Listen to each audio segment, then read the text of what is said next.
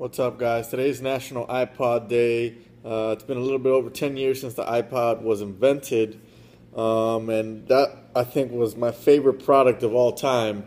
I mean, 1,000 songs in your pocket. It was the simplest thing. It was something that everybody needed, and I just recently read the Jobs book. What I loved about that thinking, is that nobody knew that they wanted that. He kind of made people desire it after the fact, and that was what made him specifically different. Was that he said, I don't try to see what people want and then make it. I try to predict what they want. People don't know what they want till they see it. He had a quote that said, if Henry Ford would have asked people what they wanted, they would have said faster horses. It took somebody really inventive to say, hey, let's make a car. So I love the thinking behind the iPod.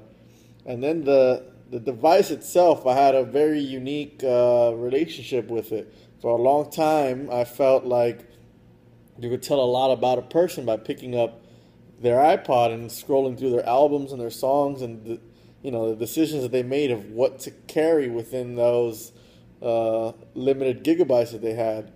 And I felt so proud of my iPod. I'm like, check it out. These are the songs I have. Every time somebody would get in my car or come to my house, and they'd be able to scroll through my albums and learn a little bit about, what I love and what I felt proud about owning. Now the iPod is pretty much obsolete. All iPhones have the ability to play music, even though to a limited extent because they didn't have as much space on the iPod. I remember I had like a 60 gig iPod with like 500 albums. I can't do that on my iPhone, but at the same time, I currently have no music on it because I'm using Spotify, which is the biggest gift and a curse, I think, because everybody now has access to any album they ever want, but then they own nothing. Like, no, I'm just listening to the Kendrick Lamar album right now. I don't own it. I'm just streaming it. And somebody comes to my house, it's not like I have it. I can play it, but it's not, I don't know, it's hard to describe. A lot of times I would listen to an album on my iPod because I was scrolling through and I'm like, hey, I haven't heard this in a while. But it's not like I'm scrolling through albums on my Spotify because I don't own any of it. I don't have it saved anywhere. And even though I can create playlists and things like that, it's more difficult. So at the same time, I can go and check out music that I don't own. So that's what's cool about it. But all this started with the creation of the iPod. The ability to have so much music at your fingertips started with that. And I appreciate it.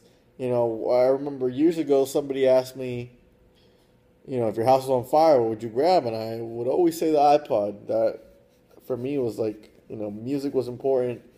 And there was a time when I was actually managing my friends' iPods because I was so organized with my iTunes that they'd come to my house, plug their iPods in, and, we transfer music over. And every time I got a new album, I made sure everybody got it. I mean, obviously now you could just share an album on Spotify, but I don't know. I just love that device, and, rest in peace, Steve Jobs, for trailblazing that and bringing that to the forefront. Happy iPod Day.